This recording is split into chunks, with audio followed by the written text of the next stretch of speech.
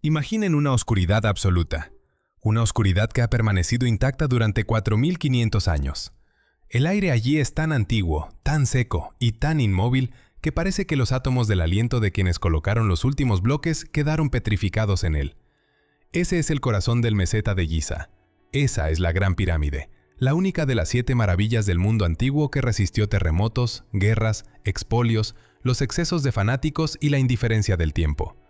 Hemos aprendido a mirarla como si fuera una postal, como una atracción turística. Creemos saberla entera. Medimos hasta el último centímetro de su base. Cartografiamos en 3 dimensiones cada pasaje conocido. Radiografiamos sus calizas hasta el límite de la técnica. Pensábamos que la pirámide era un monumento muerto, una montaña de piedra, una mole carente de secretos, un montón de bloques erigido por el vanidoso rey Yufu. Nos equivocábamos de manera estrepitosa y casi infantil. En el siglo XXI, en la era de los ordenadores cuánticos y la inteligencia artificial, la Gran Pirámide asestó un golpe humillante a nuestro orgullo científico. Demostró que somos niños jugando en la arena con herramientas que aún no comprendemos.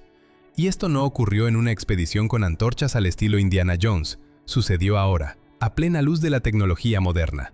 Una coalición internacional de físicos, ingenieros y egiptólogos se propuso hacer la pirámide transparente. No acudieron al dinamita ni a los picos. Apelaron a rayos cósmicos, a los muones, partículas que caen sobre nosotros desde las profundidades del universo. Cuando los datos comenzaron a llegar a superordenadores en El Cairo, París y Nagoya, los científicos primero pensaron que había un fallo. Fallo de equipos, error de software, porque las lecturas mostraban lo imposible. Justo encima de la gran galería, en la zona más protegida y más estática del monumento, los detectores delineaban una cavidad. No una grieta ni un derrumbe, sino un espacio enorme y geométricamente perfecto con una longitud mínima de 30 metros. En volumen, era comparable con el fuselaje de un avión de pasajeros Airbus A320. Y no existía ningún acceso visible, ni puertas, ni corredores, ni trampillas. La cavidad flotaba dentro de la piedra como una burbuja atrapada en el ámbar, aislada del mundo durante 45 siglos. Más tarde, al introducir un endoscopio por una estrecha fisura tecnológica en otra parte de la pirámide, los operadores recibieron las primeras imágenes desde un corredor menor y el mundo se contuvo. Lo que vieron obligó a cortar la transmisión y a convocar una reunión de emergencia. ¿Qué atemorizó a los investigadores? ¿Por qué el hallazgo de esa gran vacuidad, la gran cavidad, podía reescribir la historia de la humanidad? ¿Y si la pirámide no fuera solo una tumba, sino un dispositivo técnico complejo cuyo principio de funcionamiento olvidamos? ¿Una máquina que aún aguarda una señal? Nuestra investigación comienza por la física de la tomografía con muones. Analizaremos también las anomalías térmicas de la piedra y nos sumergiremos en un modelo virtual de la cavidad. Responderemos a la pregunta de por qué, a pesar de tener esos indicios, aún tememos horadar un pequeño orificio y enfrentar la verdad. El proceso no arrancó con los rayos cósmicos, empezó con el calor. La termografía infrarroja fue la primera y sencilla fase del proyecto Scan Pyramids, inaugurado en octubre de 2015. La idea era de una clarividencia poética. La piedra se calienta con el sol de día y se enfría de noche. Tiene inercia térmica. Si la pirámide fuera un monolito homogéneo de piedra calcárea, su calentamiento y enfriamiento serían uniformes y el gradiente térmico suave. Pero cámaras huecas, corrientes de aire o materiales de distinta densidad, como el metal o el granito en lugar de la caliza, alteran esa huella térmica. Una cavidad puede actuar como aislante o como acumulador de calor según la hora del día. Se apuntaron cámaras de alta resolución hacia las caras este y norte, fotografiando al amanecer y al atardecer. Los primeros escaneos resultaron desconcertantes y estremecedores. Algunos bloques en la base oriental y en la parte superior aparecían en los termogramas en tonos rojo y naranja, mientras que los adyacentes brillaban en azul frío. La diferencia alcanzaba los 6 grados Celsius. Para una masa pétrea donde la conducción térmica es muy lenta, eso era impensable. Una anomalía térmica que no debería existir. Era la primera pista. La piedra respiraba. Algún flujo de aire circulaba detrás de esos bloques. Aire caliente salía desde lo profundo o aire frío se filtraba hacia afuera. La pirámide se comportaba menos como una montaña y más como un edificio con ventilación activa. Los escépticos, incluido el célebre y polémico Dr. Zahi Hawass, clamaron por fisuras, defectos de la piedra, viento, musgo o humedad.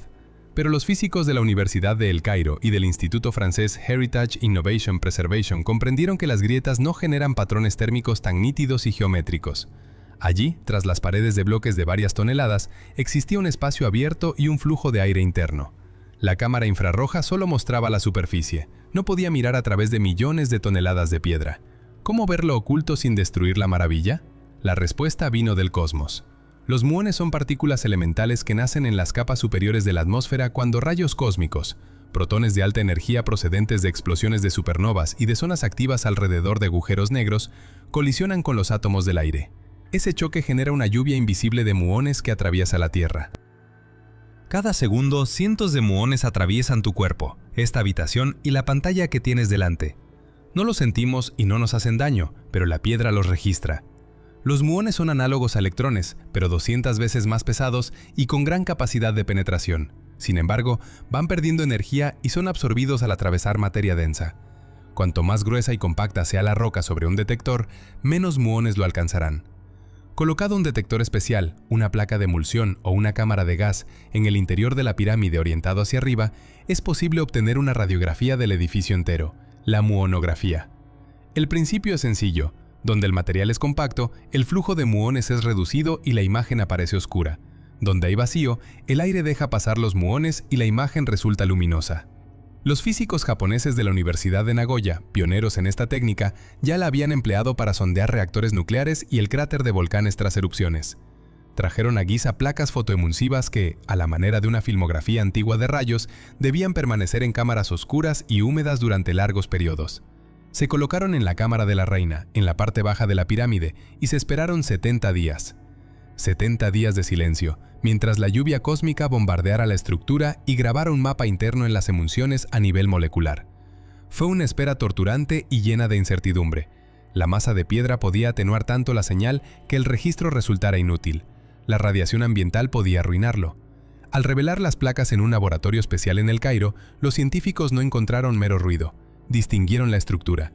Identificaron las cámaras conocidas, la Cámara del Rey, la Gran Galería. La densidad de muones coincidía con espacios vacíos. Por primera vez, se mostró el esqueleto de la pirámide sin destruirla. Pero entonces fijaron la vista en el sector sobre la Gran Galería, allí donde debía extenderse el cuerpo macizo de la piedra que conforma el núcleo estructural. Y vieron una mancha brillante, intensa y contrastada. La concentración de muones en esa zona era desmesurada. Solo cabía una interpretación física. Sobre las cabezas de los visitantes que recorrían la Gran Galería no había piedra compacta. Allí había aire. Una sala gigante, invisible durante 4500 años. En la ciencia, una sola evidencia no es prueba definitiva, es una hipótesis que exige corroboración. El resultado japonés podía ser un error de calibración, un defecto químico en la placa o una alteración térmica. Los escépticos del ministerio egipcio preparaban comunicados para negar lo descubierto. El equipo del proyecto Scan Pyramids actuó con cautela y decidió confirmar la anormalidad con fuego cruzado tecnológico. 3 técnicas independientes, 3 equipos de distintos países que no intercambiarían datos hasta la comparación final. Primero, las placas fotoemulsivas japonesas en la Cámara de la Reina. Segundo, detectores de gas y centelladores desarrollados en Francia por el Comisariado de la Energía Atómica, situados en otros puntos interiores. Tercero, detectores externos instalados frente a la entrada para captar muones desde otro ángulo. Si se trataba de un error, las lecturas divergerían, pero las 3 tecnologías devolvieron la misma imagen, la misma anomalía, en el mismo lugar y con la misma geometría. La gran cavidad estaba allí. En su artículo sensacional para la revista Nature, describieron la cavidad como situada justo sobre la Gran Galería, con una sección transversal aproximada similar a la de esta y una extensión de 30 metros, quizá más. Los muones no señalan profundidad precisa sino direcciones, por lo que la longitud real podría alcanzar entre 45 y 50 metros. No se trataba de una fisura ni de un relleno de arena, era una estructura arquitectónica, una nave catedral, horadada dentro de la masa. La publicación, fechada el 2 de noviembre de 2017, dividió a la comunidad científica. Arqueólogos tradicionales se enfurecieron al ver a físicos invadiendo su terreno con instrumentos que les eran ajenos y exigían perforar para mostrar la verdad. Los físicos respondían con números fríos. La probabilidad de error era de 1 entre 1.000.000. La cavidad era real, pero ¿qué era? ¿Una cámara de descarga estructural? ¿Un tesoro oculto de Yufu? ¿Una biblioteca de conocimiento arrebatada a cataclismos antiguos? ¿O un pasillo técnico olvidado que nunca se rellenó? La tensión alcanzó su cenit porque el mundo pedía una confirmación visual. Perforar las paredes de la Gran Galería habría sido vandalismo. Las autoridades egipcias protegen la pirámide celosamente por temor a desestabilizar su integridad. Los científicos idearon, entonces, soluciones más sutiles. Los muones además revelaron otra anomalía menor, situada justo tras la entrada en la cara norte, donde se encuentra el denominado chevón, una disposición en forma de tejado de enormes bloques que ha sido objeto de debate durante siglos. Los muones indicaron la presencia de un pasaje detrás de ese chevón, un corredor hasta entonces desconocido. Tras largas negociaciones con las autoridades, en el año 2023 se llevó a cabo una operación discreta. Entre los bloques del chevón se descubrió una grieta natural de apenas unos pocos milímetros, suficiente para introducir un instrumento. Ingenieros alemanes y japoneses diseñaron un endoscopio especial, un dron serpiente, largo y flexible, provisto de cámara de alta resolución, iluminación fría y una lente macro. Era el momento de la verdad. El sondador avanzó lentamente entre polvo milenario, milímetro a milímetro, y en la tienda junto a la base de la pirámide, los espectadores contuvieron la respiración. El secretario general del Consejo de Antigüedades miró la pantalla sin pestañear. Al atravesar el estrecho paso, la cámara emergió en un espacio abierto y la luz golpeó una oscuridad preservada durante 4500 años. En la pantalla apareció una imagen nítida y en color. No un derrumbe caótico, no un montón de escombros, sino un corredor perfectamente trabajado. El techo con forma de tejado, la bóveda en forma de chevón capaz de soportar millones de toneladas, el suelo liso y las paredes pulidas, ajustadas con precisión de orfebre. Y, inquietante, vacío, estéril de inscripciones, frescos, estatuas o sarcófagos, nada de oro, solo polvo y un silencio resonante.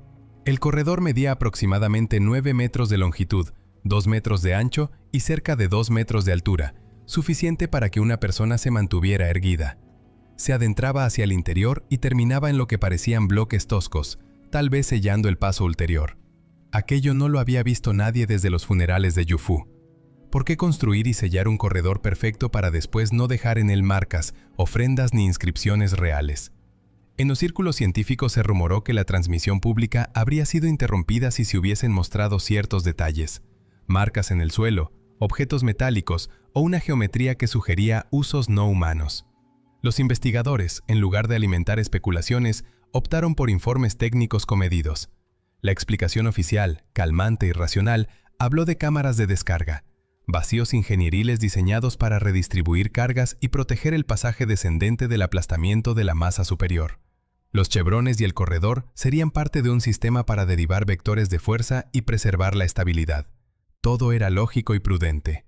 Pero existía un problema. La gran cavidad era demasiado vasta para ser una simple cámara de descarga. Su forma replicaba la de la Gran Galería y se ubicaba donde la propia galería ya distribuye la carga gracias a su arquitectura escalonada. ¿Por qué construir una cámara de descarga tan compleja precisamente donde la galería ya desempeña esa función? ¿Por qué esa orientación horizontal si la presión principal viene de arriba? Ingenieros y arquitectos que estudiaron la tomografía con muones coincidieron. La estructura es redundante. La pirámide se sostiene perfectamente sin esa cámara. Era una sobreabundancia de prevención, casi paranoica. O la cavidad tenía otra función, útil y deliberada. Una hipótesis inquietante la propuso el matemático e arqueoastrónomo Giulio Magli, del Politécnico de Milán, que abordó el problema desde las creencias religiosas. En los textos de las pirámides de dinastías posteriores aparece la idea de que el faraón, tras la muerte, debía ascender por las puertas celestes del norte y sentarse en un trono de hierro para dirigirse a las estrellas imperecederas del norte, como Tuban y Kochab, que en aquella época no se ocultaban tras el horizonte. Magli sugirió que la gran cavidad podría ser una sala de trono y que en ella podría hallarse una pieza de hierro meteórico, el metal de los cielos, el Bien-Pet, venerado en Egipto y ejemplificado por la daga de Tutankamón. El hierro meteórico, más valorado que el oro, pudo haber sido concebido como el metal de los dioses. Si en el corazón sellado de la pirámide flotara o se erigiera un trono de ese hierro, quizá dentro de un campo magnético o sobre un pedestal, ello explicaría el celo con que se cerró y ocultó la cámara. Un objeto de ese tipo podría haber formado parte de un ritual de transformación o de transporte de la alma. Si un día el endoscopio llegase hasta la gran cavidad y mostrara allí un objeto metálico, nuestra historia sufriría un vuelco capaz de derribar muchas certezas. Sería la prueba de un contacto antiguo con materiales procedentes del cielo o de tecnologías que ignoramos. Otra hipótesis, aún más perturbadora para quienes buscan explicaciones técnicas, concibe la pirámide como una máquina, un gigantesco resonador. La cámara del Rey, de granito, posee propiedades acústicas singulares. Si se generara allí una nota determinada, por ejemplo, una frecuencia cercana a 438 Hz, las paredes podrían entrar en vibración y amplificar el sonido.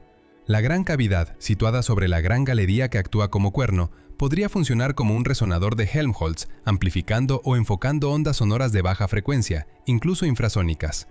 Frecuencias por debajo del umbral auditivo humano inducen pánico, alucinaciones, presión en el pecho y alteraciones de la conciencia. Los sacerdotes podrían haber empleado la pirámide para provocar estados de trance, para curas mediante vibración o en la visión más sombría, como arma psicotécnica.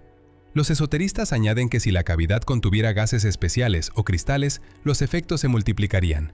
Desde la perspectiva de hechos comprobables, el granito tiene cuarzo, material piezoeléctrico. Cuarzo sometido a presión y vibración produce electricidad. Combinada la vibración con el efecto piezoeléctrico, la pirámide podría convertirse en una suerte de central eléctrica primitiva. Incluso se registraron pequeñas anomalías en el comportamiento de partículas durante los escaneos, lo que levantó la sospecha de que campos electromagnéticos residuales en el interior pudieran influir sobre los instrumentos. Las cifras que se manejan para la construcción también inquietan. Los manuales escolares dicen que la Gran Pirámide se levantó en 20 años. Piénsese en esto.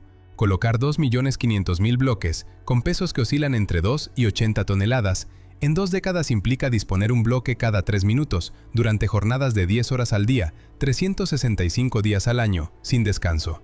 La logística parece aterradora y casi inverosímil. La cavidad descubierta podría ser la clave de una técnica de edificación olvidada. El arquitecto francés Jean-Pierre Houdin propuso la audaz teoría del pasillo interior, un túnel en espiral en el interior de la pirámide por el que se habrían deslizado los bloques, protegidos del sol y del viento. La gran cavidad podría formar parte de ese sistema, un gran pasaje de contrapesos, una serie de poleas y ascensores del bronce. Los bloques se habrían elevado no solo con fuerza humana, sino mediante ingeniosos mecanismos internos que fueron sellados al finalizar la obra. Si fuera así, lo que halláramos no sería oro ni alienígenas, sino cuerdas, vigas de madera embebidas en grasa, trineos y guías de cobre, la huella de una ingeniería brillante que perdimos.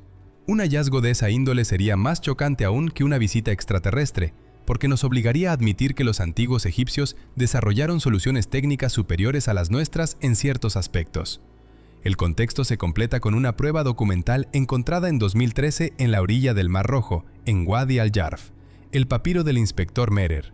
Es el único documento escrito por alguien que participó en la construcción de la pirámide, un cuaderno de a bordo y control contable. Merer relata cómo transportaba la caliza blanca desde las canteras de Tura hasta Giza, describiendo canales, puertos y normas de trabajo. Sin embargo, no menciona la estructura interna de la pirámide, narra únicamente en suministro del material al horizonte de Jufu. Esto refuerza la idea de que la maquinaria interna estuvo cerrada a muchos obreros y reservada a una casta de sacerdotes o ingenieros, cuyos secretos no se confiaron siquiera a capataces como Merer. La gran cavidad fue, desde siempre, una caja negra del proyecto, zona de acceso absoluto cero. La pregunta que ronda a todo el mundo, desde el científico hasta el turista, es ¿por qué, teniendo coordenadas tan precisas, aún no se ha practicado un orificio hacia la gran cavidad? Técnicamente es factible perforar metros de caliza y llegar hasta ella. Contamos con robots capaces de ello, como el autómata que exploró las cámaras inferiores. La respuesta está en la política, en la burocracia y en el miedo. Las autoridades egipcias, y en particular el Consejo de Antigüedades, mantienen una defensa férrea. ¿Temen que, al abrirla, no haya nada y el turismo se desplome? ¿O que lo descubierto rompa el mito nacional y provoque una catástrofe cultural, por ejemplo si la pirámide resultara anterior a la cronología aceptada o atribuible a otra civilización antigua? Además, existe un riesgo físico. Si la cavidad ha estado hermética durante 4.500 años, el aire interior puede tener una composición distinta. Abrirla podría desencadenar procesos de oxidación irreversibles o liberar microorganismos antiguos desconocidos. Por eso el principio que guía al proyecto Scam Pyramids ha sido no hacer daño, vigilar sin tocar, una arqueología sin contacto. Pero la presión crece, el mundo ya sabe que la sala existe y será difícil mantenerla sellada por mucho tiempo. Se trabajan robots nuevos, ingenieros franceses diseñan dirigibles exploradores, microdrones que podrían penetrar un orificio de 3 centímetros, inflarse con helio y explorar el espacio sin rozar las paredes. Hay robots escaladores y escáneres de muones de nueva generación que prometen imágenes con resolución en centímetros en lugar de metros. Estamos a un paso de la respuesta. La gran cavidad no es una anomalía casual, es una provocación a nuestro entendimiento de la física, de la historia y de nosotros mismos. Cuando el dron endoscópico entró en el corredor menor, confirmó que el vacío era artificial y perfecto. Alguien concibió ese espacio y lo selló para que perdurara durante la eternidad. ¿Para qué? ¿Para esconder un cuerpo? ¿Para conservar saberes ante un cataclismo o para confinar algo peligroso? Los escaneos han mostrado que la pirámide no es un monolito simplista. Es compleja y actúa como un ente desde la perspectiva de los campos físicos. Los científicos apagaron las cámaras no por miedo a la momia, sino para comprender lo visto y evitar pánicos o especulaciones descontroladas. Allí, en el silencio fresco del meseta de Giza, yacen respuestas que aún no nos atrevemos a abrir. Los muones siguen cayendo del cielo, atravesando la roca y dibujando contornos fantasmales en los detectores. Los investigadores preparan la siguiente misión. La puerta será abierta. La cuestión es solamente si estamos dispuestos a entrar y a aceptar un relato de la historia de la humanidad distinto al que nos contaron. La pirámide guarda silencio, un silencio que presagia la tempestad.